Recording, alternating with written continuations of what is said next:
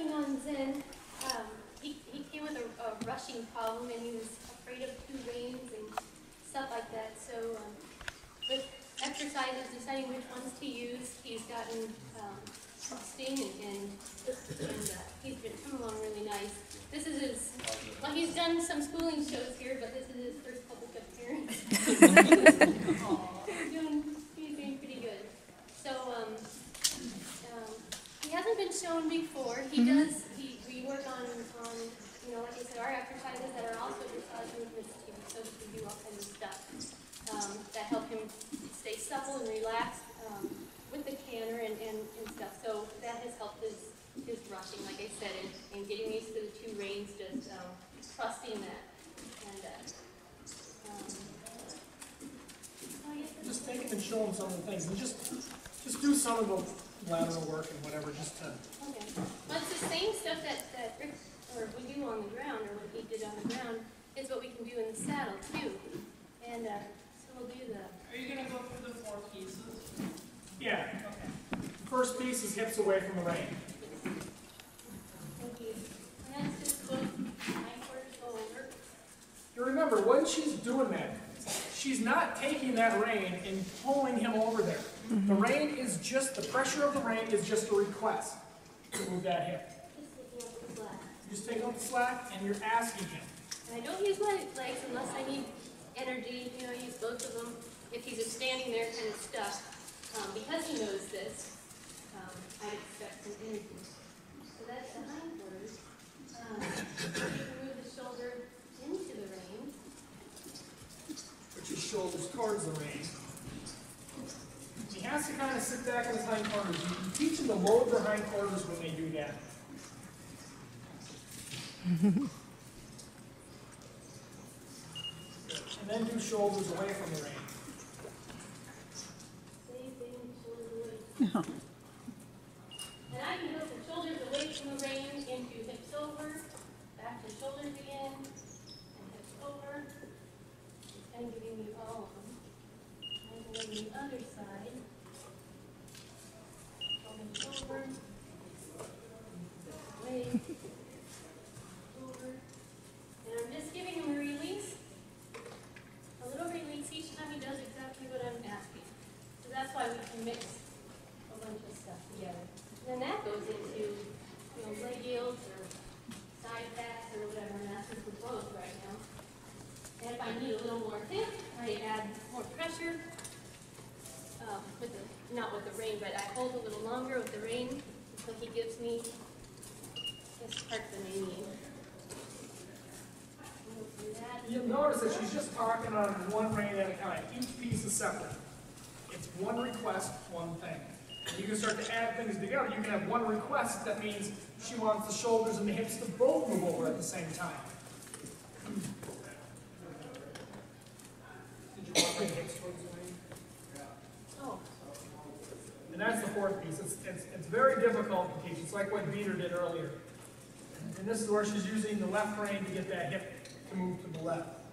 It's a request. It's not pressure. The pressure is not moving the piece. The pressure is just a request to the brain of the horse. The horses can figure it out. What I like is that he's doing it softly. We can change from one side to another. I haven't done this with him for a little bit. That's really, really like it. So I know that he's with me.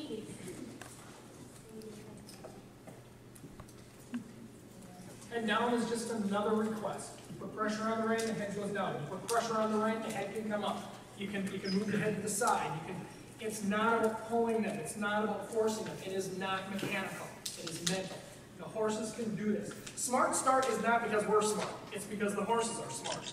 We tap into the horse's brain. That's what it's all about. And it's using the horse. If it's mechanical, if I was forcing him to do that, he's going to overpower me anyway. You know, because of his history, especially because he races or bolts or rushes, I'm not going to like that at all.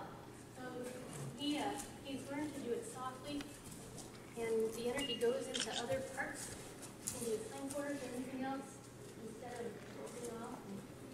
Now you want to just put it together a little bit and do a few exercises moving with them. It's kind of show when you put it together what you can get. And again, what's nice, like I said, in my own first flu, I had a problem with both reins. She brought up, being ridden with both reins, and it was like a wall to her. And even though I pick up on the other rein, it's still one rein talking at a time. And legs are only for forward. You don't like use your leg to push it over. Your leg just says add more energy. And there will be a time when you use your leg. And it's for an exercise like what she's doing right now. You see how he's bent to the left as he's moving to the left. The leg is going to be used as a prop for the horse. The horse can bend around her left leg. It's not her left leg pushing and bending the horse. The horse gets to use the leg. And this is when you start to do like a walk turn or a It's still a little hard to inform that and then we do a direction. little exercise. It's like a trot pirouette that she's going to do. Well, and again, this pirouette is pieces. It's the shoulder into the rein, hip away from the rein, and that goes into the pirouette. And we do one, then the other, and then all of a sudden, we just get a pirouette.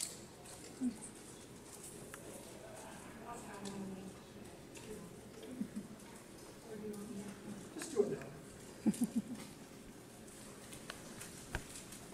And this is where the backup exercises become really important. If you're working on a pirouette, you're not running the shoulders over. You can say, you know what, I'm talking. Move your shoulder over.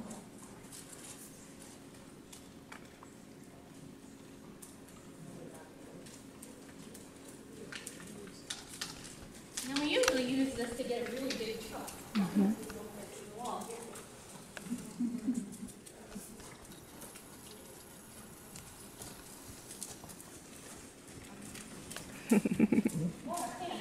Which we're glad. I gotta say, don't you think this is the hardest horse to ever came out with? Yeah. Yeah, because he just wants to run.